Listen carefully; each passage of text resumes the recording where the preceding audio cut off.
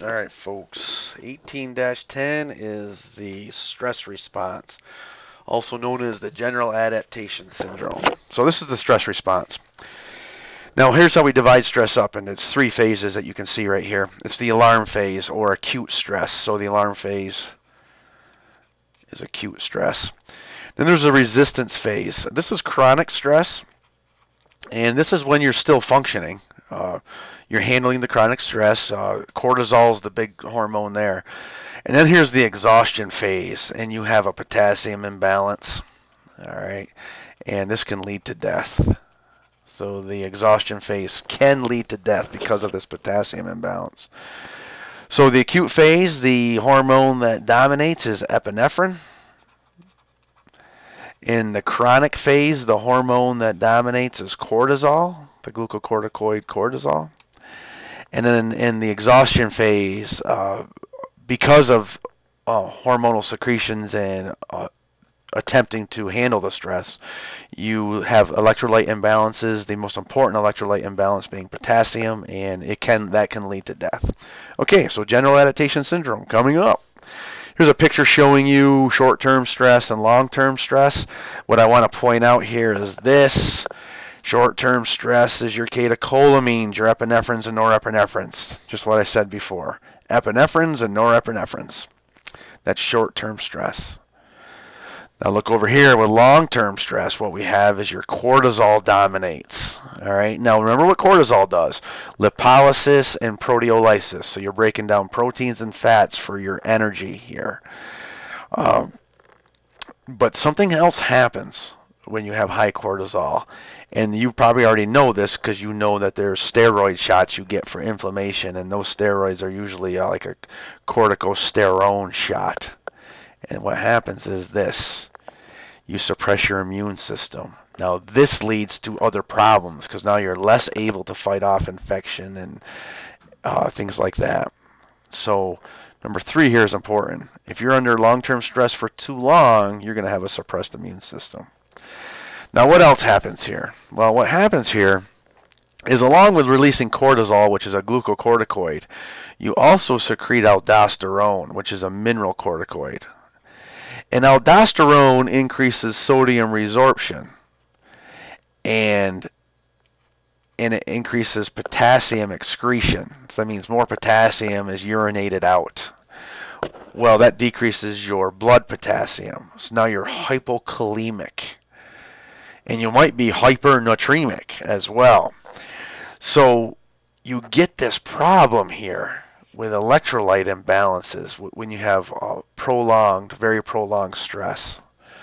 And it's because of these mineral corticoids that are secreted along with your glucocorticoids, cortisol.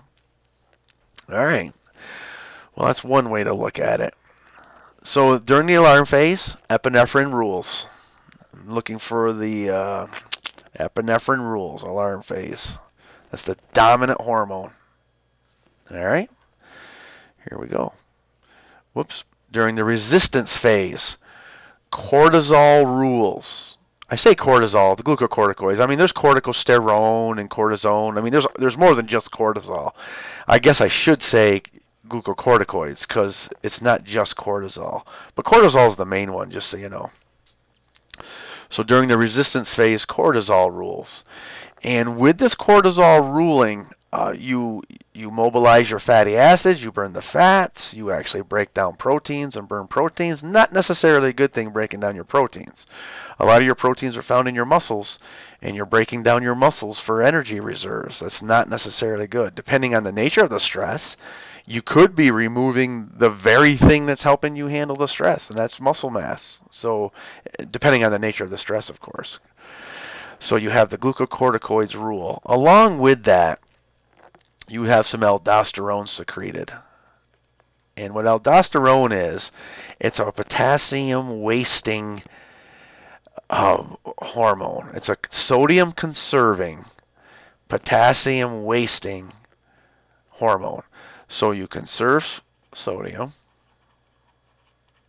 and you waste potassium. That means you urinate out potassium.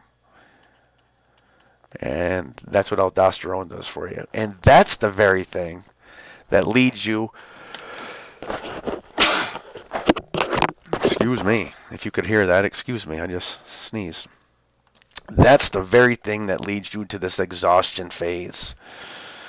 All right, so what it's saying is, on the exhaustion phase, is as the body's potassium content decreases, it doesn't really tell you, but what happens is our bodies are very good at conserving sodium. We're very good at it, but we're poor at conserving potassium. And if you're going to waste the potassium in your body, we're not very good at conserving it anyway. Hence, you have to eat your banana a day. Bananas have lots of potassiums. So if we're going to waste potassium and release a lot of aldosterone and waste even more potassium, it can lead to collapse of systems. One thing is necessary, potassium necessary for is your heartbeat and other vital organs as well. I mean, you already took all of the neuroendocrine part of this class. You know that repolarization of neurons and other excitable cells is potassium uh, leaving the cell and entering the interstitial fluid. That's a repolarization. So potassium is very important.